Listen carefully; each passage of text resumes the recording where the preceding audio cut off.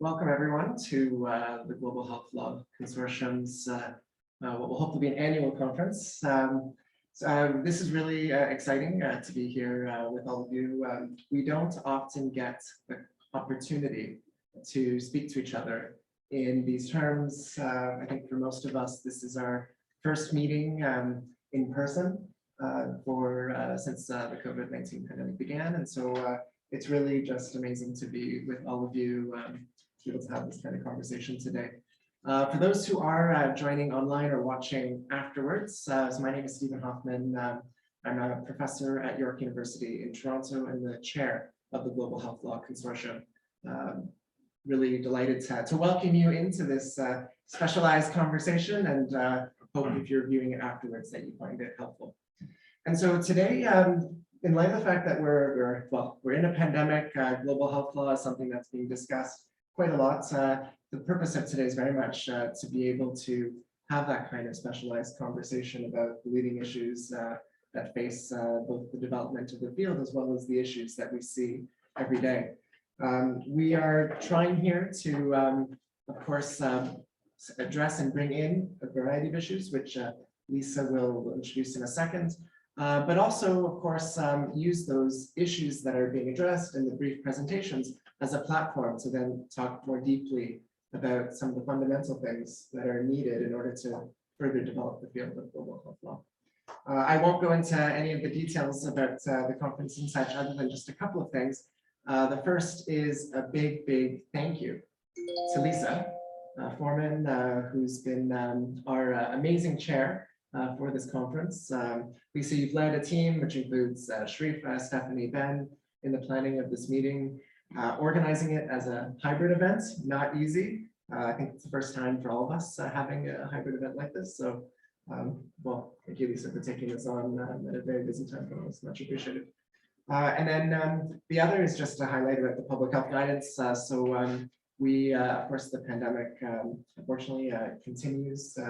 And so as a result, we are all following, of course, the public health guidelines that we've been given to host this meeting in person. So when people are not speaking, they should be wearing a mask.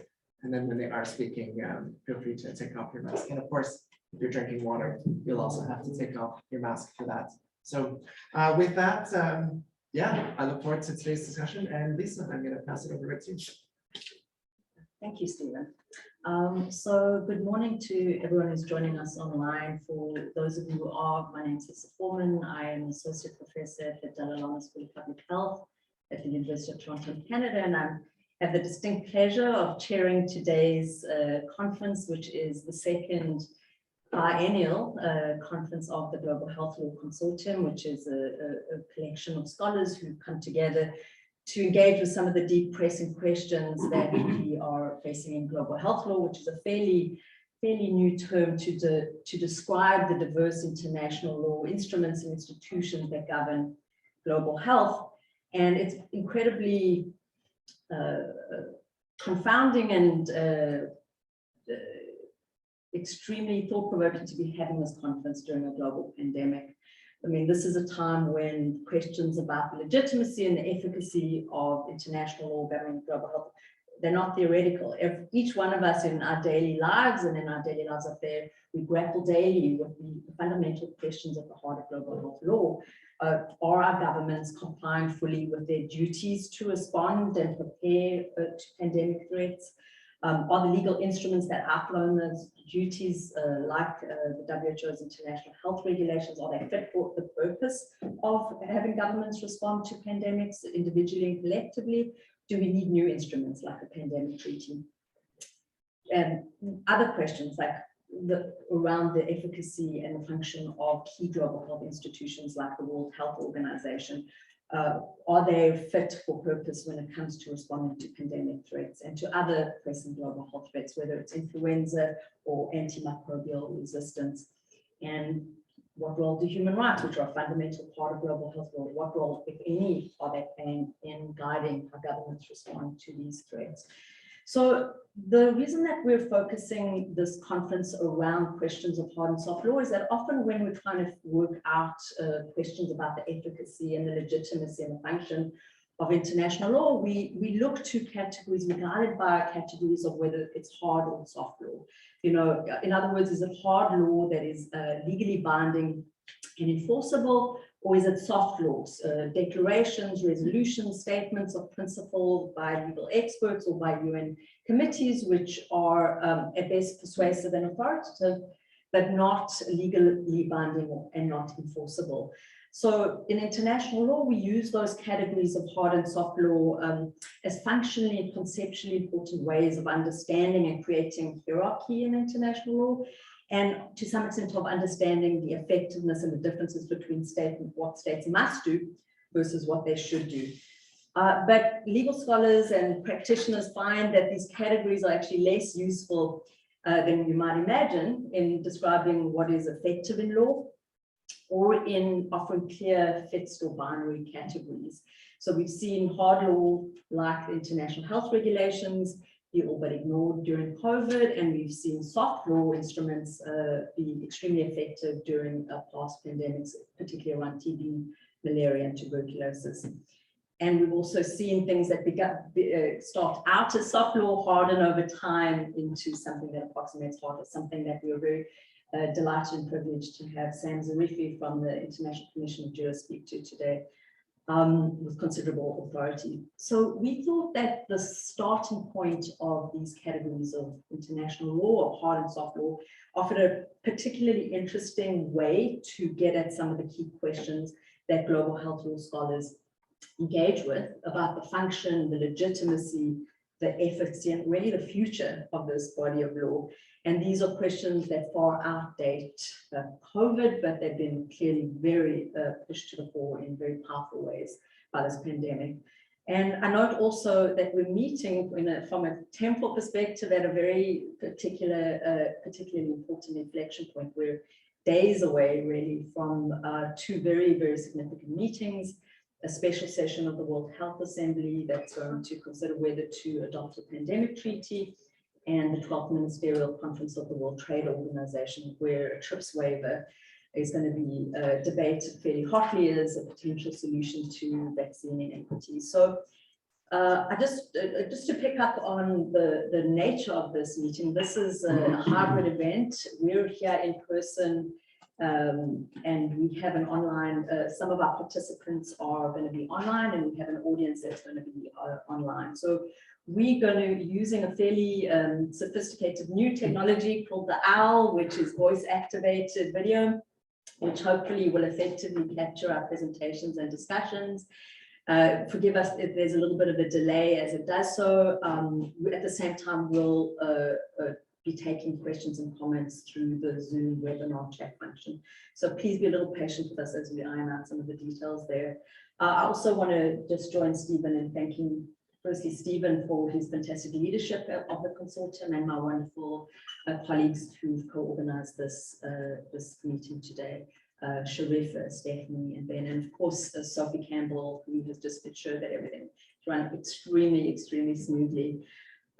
So with that, I'm delighted to hand over to Professor Sharifah Sekalala to begin our keynote session.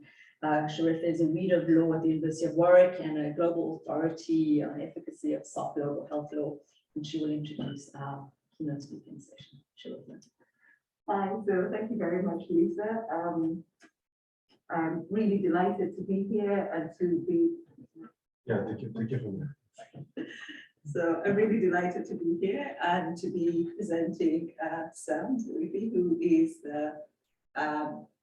the head of the International Commission of Jurists. He's very wise. He's been immensely helpful in helping us to think about whether or not we should have some rules on health emergencies over the last 2 days in terms of specificities. And we're delighted to hear from him in particular about the Siracusa Principles and how they have evolved since their conception. So Sam is going to present for about 10 minutes, and then we're going to have a bit of a dialogue about those principles and their place within both contemporary international law, but also kind of future possibilities of how they might look like in the coming 10, 20 years, but also how they could really play a much clearer role within global health. And so, Sam, over to you. Thank you very much, Dr. Sekalala. Thank you, everyone, Global Health Law Consortium, everyone online. I am very honored and quite a bit intimidated to be in this group. I feel like an outsider in a group of experts. I do confess that in the 80s, I had hoped to go to School of Public Health, and I was misguided, misdirected to law school. And so here I am. I'm the Secretary General of the International Commission of Jurists, and for the last 70 years, the ICJ has worked around the world to develop and strengthen and promote international norms of human rights, and to then monitor and implement those norms at the national level, working together with lawyers and human rights defenders around the world. One of our tools over the last 70 years in terms of setting norms has been the development of principles, of approaches to law that we can then try to move into hard law. Lisa, as you pointed out, the path to hard law often leads through the development of scholarly, legitimate principles. And among those principles, there's many that the ICJ has worked on over the years, the Maastricht principles, the Yogyakarta principles, and one of the most successful in many ways are the Siracusa Principles, where the American Association of the ICJ, along with the ICJ, along with other organizations and scholars meeting in 1984 in Syracuse, developed a set of principles essentially imposing restrictions on the ability of states to impose restrictions. This was done in a very different global environment. The ICCPR itself was only a few years old. It was done in response to what then was viewed, not viewed, but was in fact a global breakdown in respect for civil and political rights in terms of states of emergency, martial law in the context of the waning years of the Cold War. And the view was that states were misusing declarations of states of emergency to get away with really, really terrible things. And I'll come back and speak about that. Among the grounds for states declaring states of emergency in the ICCPR and generally in state practice, one was public health. And the Siracusa Principles themselves do refer to emergencies imposed in response to public health emergencies and or public health crises, I should say. And so for years, I think in the ICJ's work on these principles, we paid lip service to problems that were associated with public health. And here I have to absolutely make a confession of fault on the part of certainly of the large mainstream Western human rights organizations. For years, many of our organizations didn't pay enough attention to economic and social and cultural rights, that's for sure. When we did, we probably didn't pay enough attention to public health and the right to health. And there were reasons for that. We didn't have the expertise. We prioritized different sets of rights, or we misprioritized, I would say, the gravity of violations associated with the right to health and with breakdowns in the public health system. I confess that we are aware of it. And part of me being here, and it's not false humility, but but really being here to learn, to see where the thoughts are, is because it is not that we fully, as the human rights movement, the mainstream human rights movement, thought, okay, now we really have to deal with the right to health, and now we have to deal with public health crises. We woke up, the pandemic came, and we saw that states were imposing states of emergency. They were imposing restrictions that would have been unthinkable in any other context. Unthinkable in any other context. Looking back now at the situation since, I suppose, February 2020, I think it's fair to say that our research, the research of other human rights organizations, but more important, the work that many of you here have done has indicated that the state responses to the COVID pandemic were not compliant with human rights. And that in fact, in many cases, many states took advantage of the pandemic to put in place restrictions that had really nothing to do with the pandemic, and that violated grossly at times the full panoply of civil, political, economic, social, and cultural rights. Part of my intimidation at speaking to this group of people is that in addition to our work, when I started doing research, when our colleagues started doing research to see what the public health law community has said about this, most of the authors of what we found are here. It's mostly you. And so my questions for you, very much not a keynote speech, but a series of questions, is what went wrong? What went wrong? And what do we do the next time? My own personal engagement in this issue began in very early March 2020. I had just returned from Asia. Wuhan had just gone into lockdown. And in a discussion in Geneva, I raised questions about the extent of the lockdown in Wuhan. And I said, well, this lockdown, you know, it's a state of emergency. The ICJ has worked with states of emergency for decades, and we think that questions around the necessity and proportionality and the legitimacy of this lockdown should be questioned at least.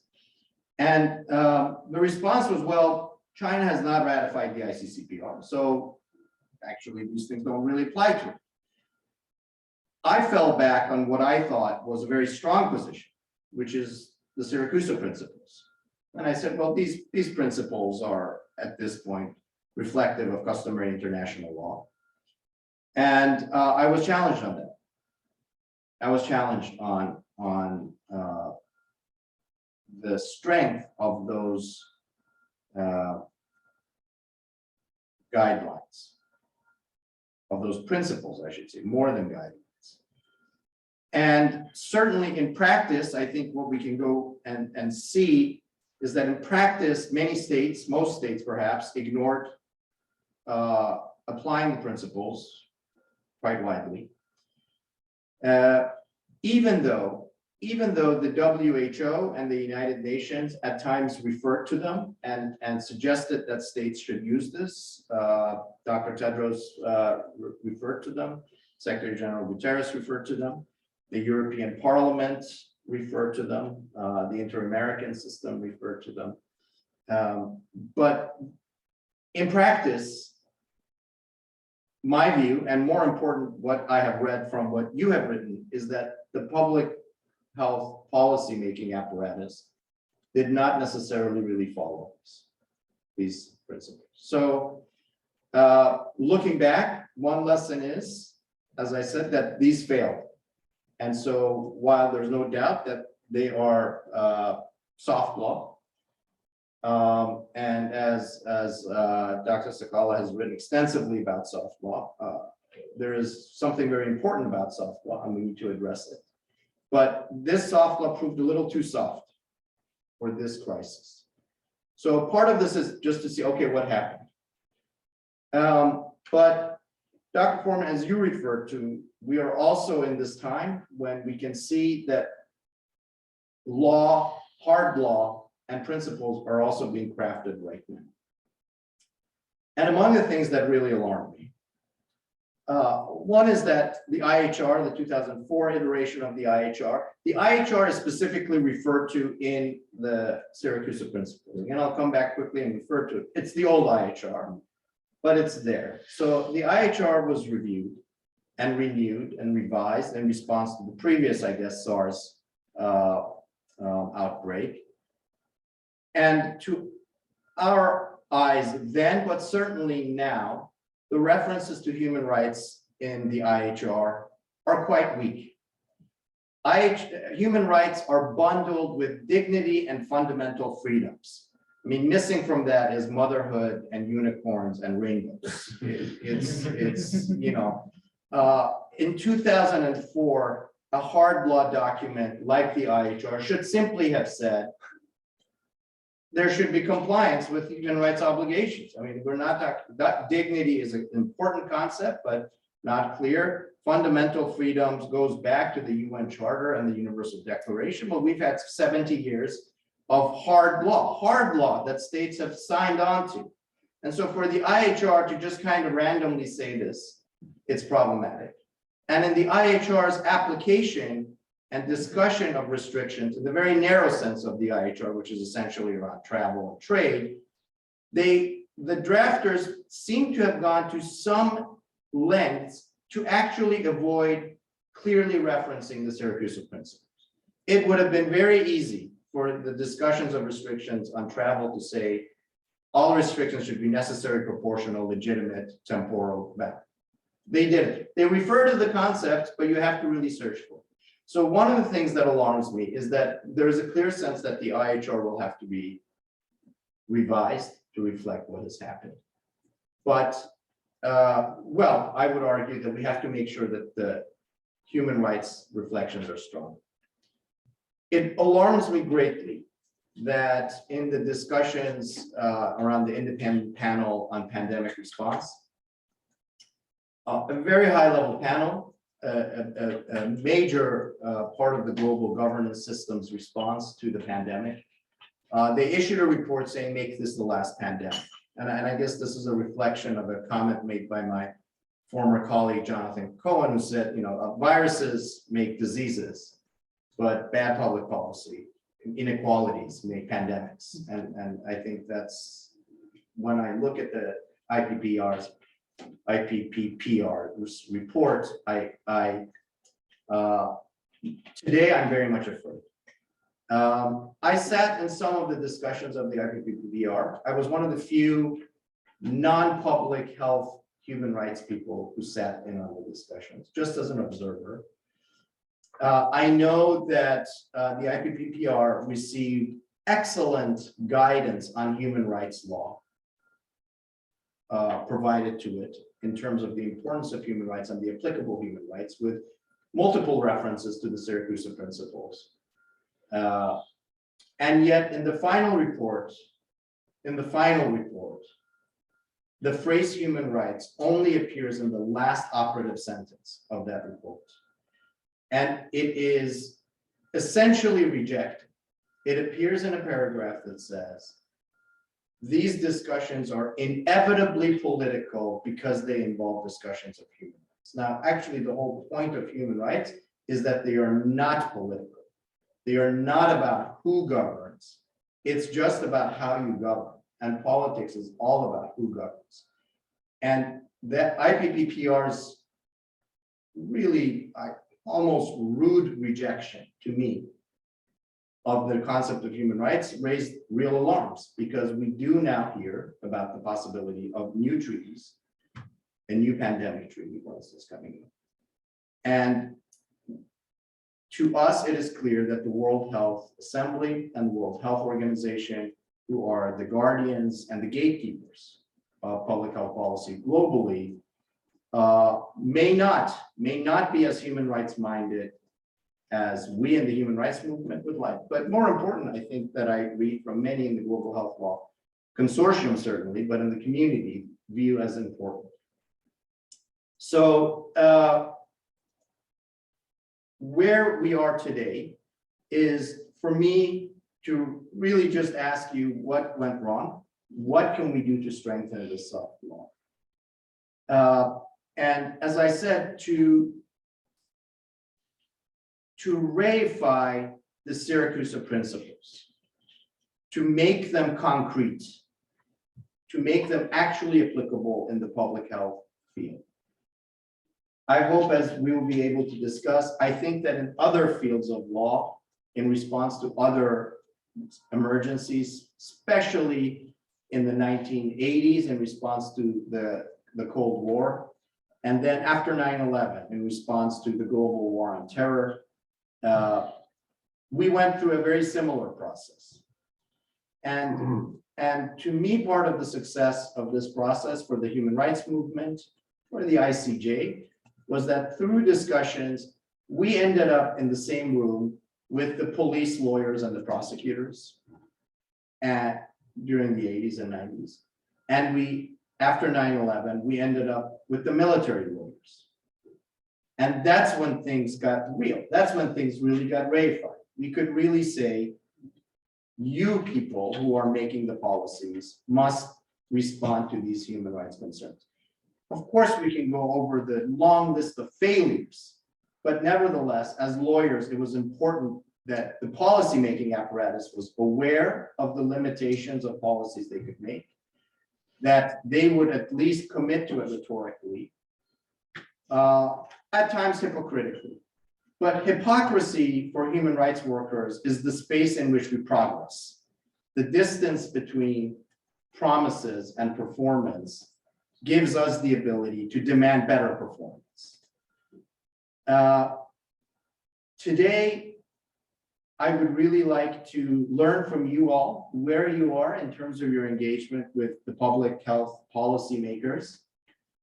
Why is it that public health policymakers did not take on board the Siracusa Principles as much as we would like them to? What can we do to make sure that they do in the future? And how can we work with you all so that in the next pandemic, we can make sure that state impositions of states of emergency and responses are in line with human rights. And just one caveat of modesty, and then one question or suggestions of ways forward. To be modest, there are many, many things that this pandemic highlighted about the gross inequalities and human rights violations associated with the right to health and with public health. And I am not really here to talk about those. I'm talking about the very narrow number of state responses, emergency responses to a public health crisis. That's where the Siracusa Principles really come in and work. And so here I'm really just talking about that small category, but important category of things. There are so many other things to talk about, but I think we would benefit from keeping a narrow and modest range. And then what is the way forward? The way forward, well, these are the questions that we've addressed with a little bit in the last couple of days. And again, where I would really like to learn from you, how do we make the Siracusa Principles stronger? One part of the problem is that there are multiple references to the Siracusa Principles in context other than the ICCPR, in the public health context. The WHO explicitly refers to the Siracusa Principles in a few places. But if you click on that link, and if you go to the Siracusa Principles, you will find that they are now, well, for one thing, just the title refers to derogations under the ICCPR. So that's a very narrow range of events. In response to the pandemic, I think more than 120 countries imposed emergency measures, but I think only about 40 or 45 actually derogated officially as they are supposed to do. So if you click on the link to Siracusa and you're a lawyer, you will say, well, this, you know, everyone talks about the Siracusa Principles, but the Siracusa Principles themselves don't really talk about the Siracusa Principles as we understand it. So I think for the ICJ side, and again, one of the issues that we've discussed with you all is we believe that we need to provide a commentary and update the Siracusa Principles. So when you click on that link and you're interested in public health crises, you will find it more applicable. So that's part of what we have to do. I think there has to be a question and an effort to see whether at this point the soft law of the Siracusa Principles has hardened into hard customary international law. And I confess that 2 years ago, I would have asserted that it had. I would have asserted that the Siracusa Principles are customary international law, that they're a state practice, that it has been raised in international bodies and adopted into international instruments, and there's opinion juris on that. But the pandemic really challenged that to me, and the pushback from the public health field challenged that. And so part of this discussion is for you to advise us on whether you think this is now customary international. And if not, then what can we do? There are strategies that we can pursue. Nina Sun has suggested getting a general comment from the Human Rights Committee specifically on this that would go toward reifying and making them probably customary international law. Comment from SESCAR, general comment 14 refers to the concept, but maybe to make it a little bit even stronger. I think it's there, but in response to pandemics. So there are opportunities, but to me, there's also crucial defensive moves that are necessary right now. We have to make sure that in any possible revisions of the IHR, that the reference to human rights law, and in particular, these principles are more clearly and explicitly adopted. And I fear the current global climate and what we will see in any revision to the IHR. If there is a pandemic treaty, and I and the ICJ, it's not that we remain agnostic, but our view is if there is the move towards a pandemic treaty, and there does seem to be some movement in that direction, we have to make sure that it includes guardrails for what state actions can be in response to pandemics. And to me, those guardrails at this point really are the Siracusa Principles. So it is also a call to you to tell us as an advocacy organization where you think the momentum lies, what are the threats, what are the opportunities. And I would hope, just as the ICJ and other human rights organizations learned to work with police and prosecutors, learned to work with military lawyers, in all cases, through the activities of progressive, committed lawyers from within those policy communities, that this engagement that has been so rich and so edifying with the Global Health Law Consortium will guide us so we can learn what do we need to do, how should we do it, and how can we do it together, because these principles, I believe, were very important protections for people around the world responding to state overreach, often justified in the name of states of emergency. And it is clear that we are facing a world in which climate change and attendant problems associated with it will lead to more potential pandemics, to more breakdowns in the public health system. And so we need these guardrails, we need these protections for people. And I look forward to actually learning what we need to do. So thank you very much. Thank you very much. So that really gave us lots of room for thought. We have about 10 minutes, so I might try. I might try and use maybe 5 minutes for dialogue, and then perhaps the people a few minutes. I saw people typing furiously and having really kind of what looked like faces full of concentration and really thinking about some of the ideas that you were raising. So I'll start off with your last point. So in some ways you say, well, states violated these rights, but we have been here before. So why are you so worried this time? So in some ways, maybe this is state behavior that in times of crisis, states do crazy things. They become absolutely regressive. And you've been here before a number of times. So what really worries you in this moment that is absolutely different from kind of the reactions we saw after 9/11 or the reactions that we saw kind of in the early 90s?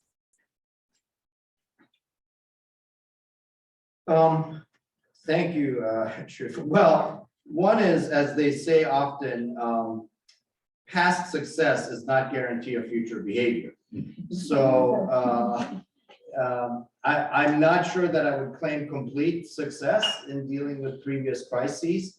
It took an enormous amount of hard work, almost all of it done by human rights defenders and activists on the ground who paid dearly for what they've done. I mean, we in the international movement kind of hovered above it, but there were people who were in prison, jailed, forcibly disappeared, tortured, and killed. So that's what worries me is that what we learned is that we have to fight like hell. That's one of the things that we learned. And what really worries me is that as I said, the scope of the violations and the intrusive ability of the states was breathtaking to me. The lockdowns, the lockdowns that we saw across the world were of a scale that we'd really never seen before. We'd really never seen before. The criminalization of violations of lockdown was breathtaking. For states to say, we will arrest you if you're out on the street, you know, was something we'd never seen before. And many states, let's give them the benefit of the doubt, many states arguably responded because they were really afraid of what's going to happen. And even there, they really overstepped. They really overstepped in a way we haven't seen before. But many states, not the majority, but many states, really you could see were gleeful because they thought, well, this is fantastic. We will not allow anyone to protest against us. We not on some grounds of national security, which we can never justify, but because it's a violation of public distancing laws. And one of the things that we learned from previous crises is that states will put in place emergency measures and then the emergency never ends. And these just stay in place. So these are the reasons why I'm very afraid. And the public's acceptance was remarkably high. Again, Sharifah, your own work, you know, the public absolutely resisted government requests for information. There were deep debates about how much information you turn over to the government, but the information we now turn over to the government routinely in the notion of response to public health crisis is amazing. And just to say, and this is an important point about the Siracusa Principles. The Siracusa Principles don't necessitate particular answers. They just ask questions. They say, are your emergency responses necessary and proportional and temporal and legitimate, and is there review?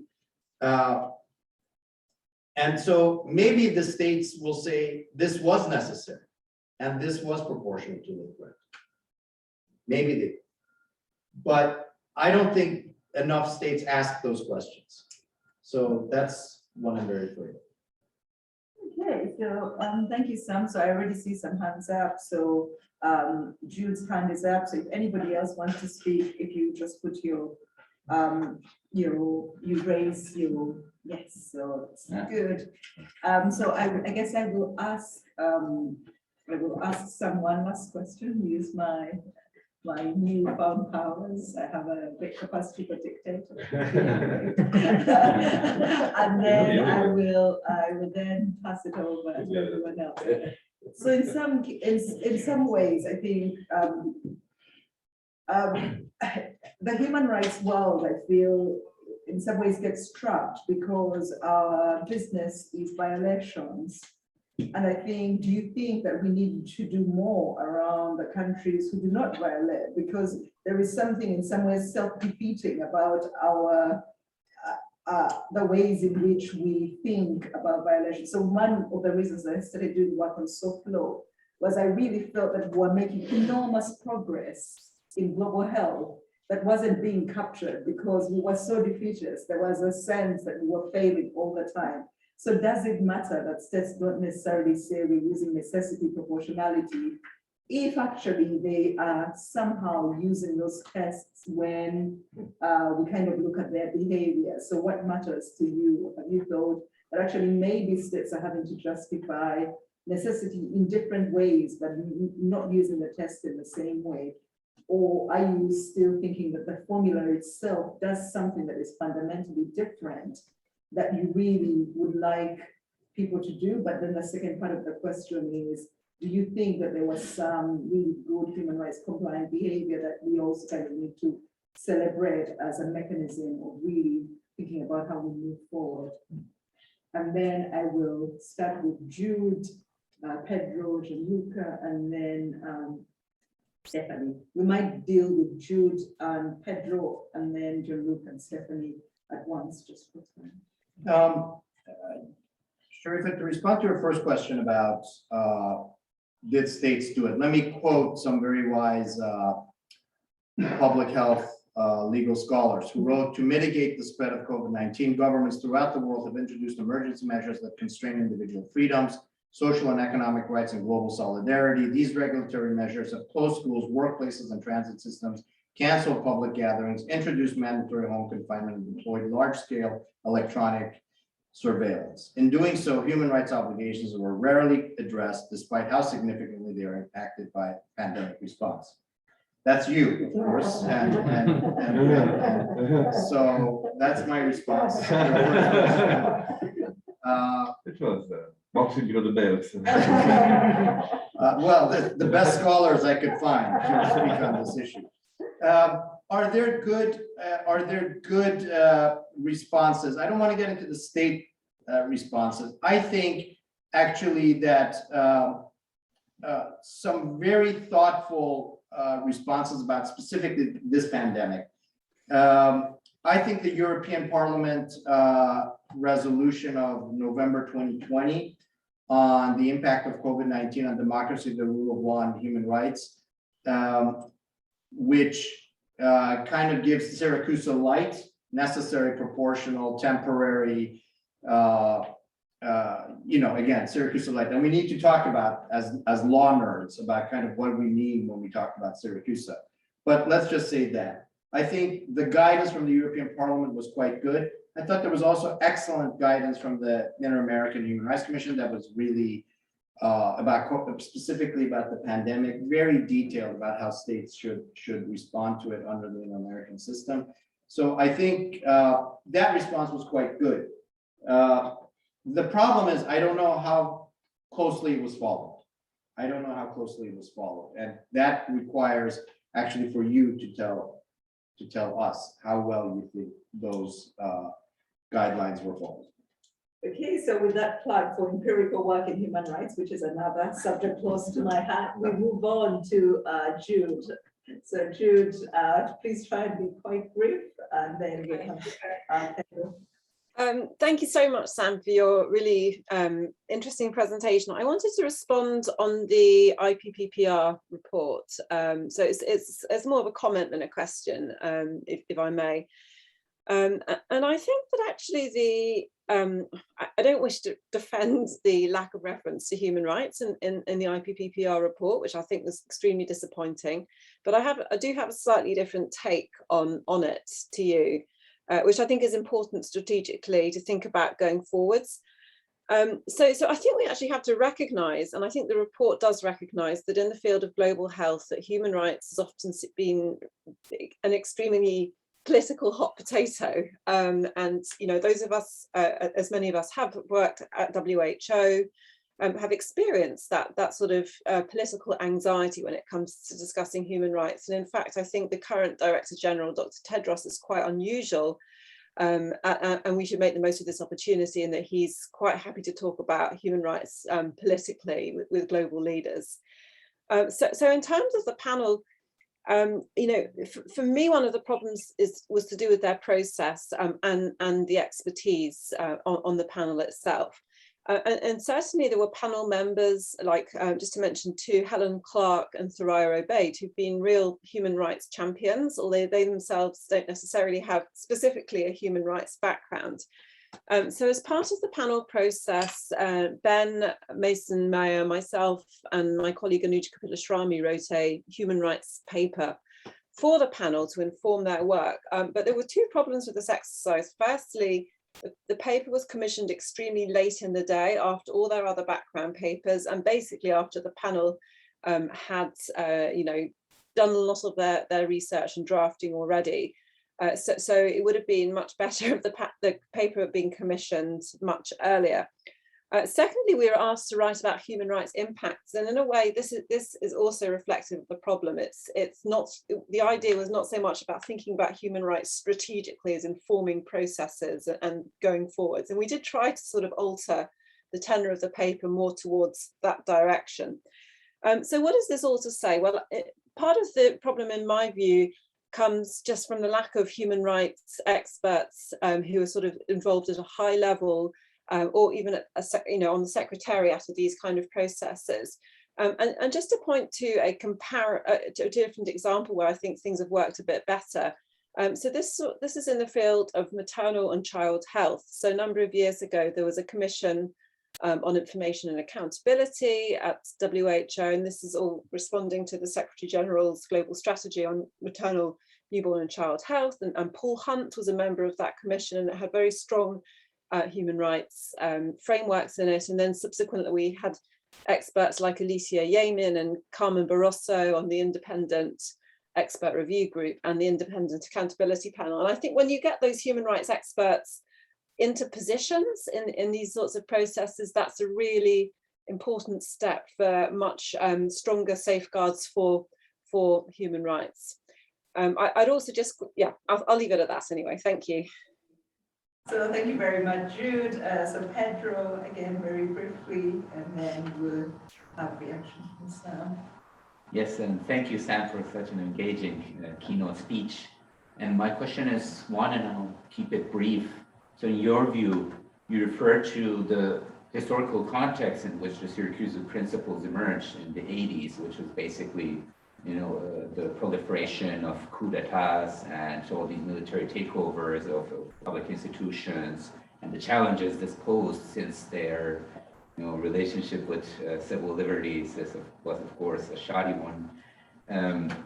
So in your view, considering that, and I understand the criticism that the Siracusa Principles are basically about the ICCPR, about civil and political rights, but I can imagine that back then that already was quite bold to take them further. And so considering this historical context, would you say then that we should also be wary of, we should also be aware rather than of having a longer term perspective in the type of change that we're striving towards? Because this may have taken some time to settle in, but back then, nevertheless, the challenges they were facing did require for this type of principles to be developed, and which in time achieved the status that you referred to. So what would you think about this longer term perspective in terms of what we can do in terms of human rights? Thank you.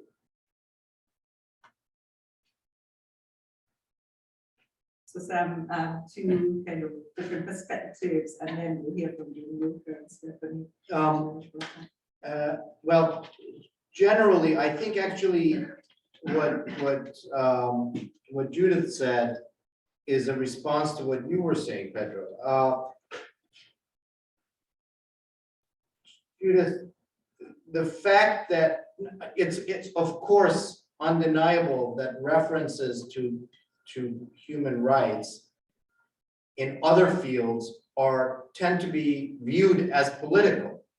So discussions in the next few weeks around the World Health Assembly and around the TRIPS agreement will both try to avoid talking about human rights. But this, Pedro, is a sign of the incredible backlash against human rights that we face around the world. There is nothing political about talking. I mean, just as lawyers, just put everything else aside, just as lawyers, anyone who's working on TRIPS or anyone who's working on any treaty should say, okay, these are the number of legal obligations that this state has, and all of these obligations have to be harmonized with one another. Your trade agreement and your human rights agreement are both state obligations, and it is the role of the state to figure it out. And yet somehow, when we're discussing a document that like the panel of the IPPPR's report talks about inequality, migrants, public health, safety, it talks about all of these things, but as if they are just kind of things to talk about. But there are laws about this. There are actual hard things, commitments that states have made. And so to me, that's very scary. So while we can say that the ICJ has a long-term view, we have a 70-year history, we can see successes. It is not our view that the arc of history bends toward justice. Inevitably, our view is that the arc of history bends toward justice only with a huge amount of work and in the face of tremendous countervailing pressure. And what I saw come out of the panel, including the very, very high level and wise people who were on it, is that they were bullied by states who view human rights as political. Whereas really the position of the ICJ, and I think the correct legal position, is that there is nothing political about these commitments. These are commitments that states have made voluntarily. They have signed to it. They appear at the Human Rights Council. They keep repeating them. So they cannot now come into another forum and say, well, we are the public health people, which was the case, in fact. None of them were lawyers and very few of them were human rights people. So they just showed up and they said, well, we don't need to talk about that thing. Human rights, you know, is dignity, human rights and fundamental freedoms. And as I said, all things nice. But I think we have to be really worried about what's going to come out of it. And because in terms of how we view soft law, again, like I said, 2 years ago, I would have argued that these principles have been repeatedly referred to in multiple areas. And in the field of public health, I would have said have been repeated by and referred to by the WHO. They were referred to explicitly by the WHO's guidance around antibiotic-resistant tuberculosis. So there was no controversy around that. The WHO said any responses to drug-resistant, any restrictive measures in response to drug-resistant tuberculosis must comply with the Siracusa Principles. So we thought that this was soft law that had now really was on the verge of being hard law. And so when we get the pushback this time, it really worries me because now under the ILC International Law Commission's views, draft principles on how soft law becomes soft law, I'm really worried that there's going to be evidence, there's going to be opinion jurists, there's going to be state practice that rejects the Siracusa Principles. So I feel that we're actually now, we're losing ground. So hence the call for your assistance in pushing through. So I've been informed that sadly we've run out of time. I survived. Sure, I was ready to give it to you. Did John look and give it to me? No, I'm good. I don't know, what does Lisa? Well, I think in the interest of just keeping the ship running and Yeah. let's make up some time in the air. So what I'll do is I'll hand over to Jean-Luc and Pedro to really, dive into some of the core issues that we're looking at here around pandemic lawmaking. And then, any burning questions that remain, we'll pick up in Q&A, and we'll just shorten some of the time we have to take a break afterwards. So with John Luca could start with his question. Sneaky. He could share